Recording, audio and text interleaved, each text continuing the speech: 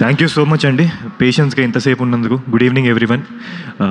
ముందుగా ఇక్కడికి విచ్చేసి ఈరోజు మాకు చాలా ఇంపార్టెంట్, నాకు మా టీంకి. సో దీన్ని ఒక గుర్తుండిపోయే మెమరీగా మీరు మిగిల్చారు. అంటే ట్రైలర్ ఈవెంట్ని ఇంత మేము ఎప్పటికీ మర్చిపోం. ఎందుకంటే లాస్ట్ మినిట్లో ప్లాన్ చేసినా సరే పిలిచిన వెంటనే వచ్చిన గెస్ట్ అందరికీ, ముందుగా సత్యదేవ్ గారికి, ఆయన మూవీ రాబోతూ రిలీజ్ ఉన్నా సరే, ప్రమోషన్స్ జరుగుతున్నా సరే, మాలాంటి సిరీస్ కానీ ఇంకో కంటెంట్ని ఎంకరేజ్ చేయడానికి వచ్చినందుకు థ్యాంక్ యూ సో మచ్ అన్న. అండ్ రాబోతూ టీజర్ చూశాను and I love your acting. Versatile actor. So అది కనిపిస్తుంది టీజర్లోనే. So I think it's gonna be a big hit. Waiting for the movie. Thank you so much for blessing this event. And Karunakar గారు, ఆయన నిండా first నాకు గుర్తు వచ్చేది తొలి ప్రేమ. ఒక నోస్టాలజిక్ ఫీలింగ్లోకి వెళ్ళిపోద్ది. అలాంటి ఆయన ఈరోజు ఈ ఈవెంట్లో మా గుర్తుకొస్తున్నాయి వచ్చి బ్లెస్ చేయడం అనేది big moment for us. Thank you so much Karunakar sir. And అలాగే బోయపాటి గారితో నాకు, అంటే టు బి ఆనెస్ట్ చెప్పాలంటే, నేను చిన్నప్పుడు నాకు చాలా close to heart Tulasi movie అండి. ఎందుకంటే దాంట్లో ఫాదర్ అండ్ సన్ది ఒక చిన్న సీక్వెన్స్ ఉంటుంది అనమాట. దాని గురించి నాకు రిలీజ్ అవ్వకముందే మామయ్య మార్తన్ కే వెంకటేష్ గారు చెప్తూ ఉంటారు. ఆయన ఎడిటర్ ఆ సినిమాకి. సో చెప్తూ ఉండేవారు.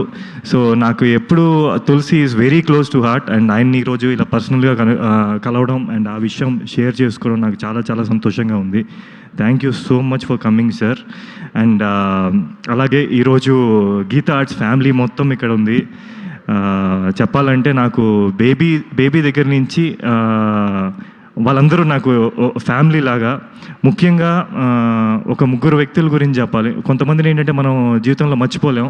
దాంట్లో ఒక 3 మెంబర్స్. ఫస్ట్ దాంట్లో వచ్చేది సాయి రాజేష్ గారు. ఆయన నాకు బేబీ వల్ల ఈ మన 90% తెలుగు పీపుల్కి విరాజ్ అశ్విని పరిచయం చేశారు. సో ఆయన ఎప్పటికీ నేను మర్చిపోలేను. అండ్ అలాగే ఎస్కేఎన్ గారు, ఆయన నాకు తెలుసు బేబీ టైంలో, బేబీ ఆల్మోస్ట్ మేము ఒక 2 years షూట్ చేసాము. ఒక ప్రొడ్యూసర్ డైరెక్ట్ని ఎంత సపోర్ట్ చేస్తే ఎంత మంచి అవుట్పుట్ వస్తుంది అనడానికి మెయిన్ రీజన్ ఎస్కేఎన్ గారు. సో ఆయన ఈరోజు వచ్చి పార్టిసిపేట్ చేయడం నాకు మా ఫ్యామిలీ వచ్చినట్టే. అండ్ ధీరజ్ వాళ్ళందరూ లేకపోతే బేబీ అంత హిట్ అయ్యేది కాదు. సో ఈరోజు వచ్చి మమ్మల్ని సపోర్ట్ చేసినందుకు thank you so much. And మీ అందరి టైం ఇంకెక్కువ తీసుకోను. కమింగ్ టు గుర్తుకొస్తున్నాయి అనంటే, ఫస్ట్ నాకు ఈ ప్రాజెక్ట్ రావడానికి కారణం వంశీ కాక అండ్ శరత్ బ్రో. నాకు ఇప్పటికీ గుర్తు. ఫస్ట్ డే వచ్చి నన్ను కలిసినప్పుడు కథ పాయింట్ వినండి అంటే వెబ్ సిరీస్ అని చెప్పారు.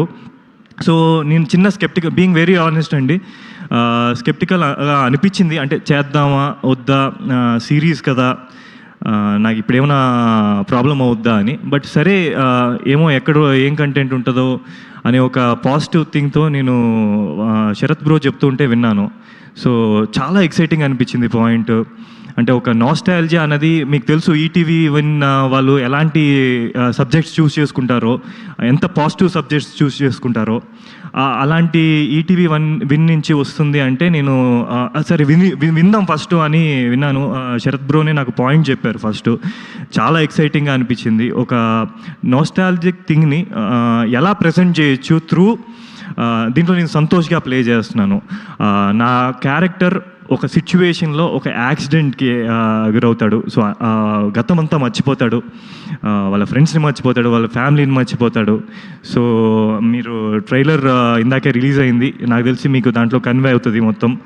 సో అలాంటి సిచ్యువేషన్ని తీసుకొని నోస్టాల్జిక్ మూమెంట్స్ అన్నిటినీ కనెక్ట్ చేస్తారు. So very good narration.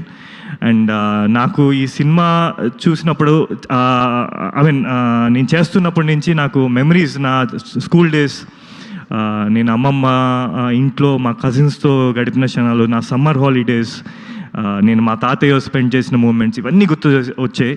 So నాలాగే మీ అందరికి కూడా ఒక మంచి ఎక్స్పీరియన్స్ అవ్వబోతుంది. సో తప్పకుండా చూడండి July 3rd. సో ఇది ఇంత మంచిగా రావడానికి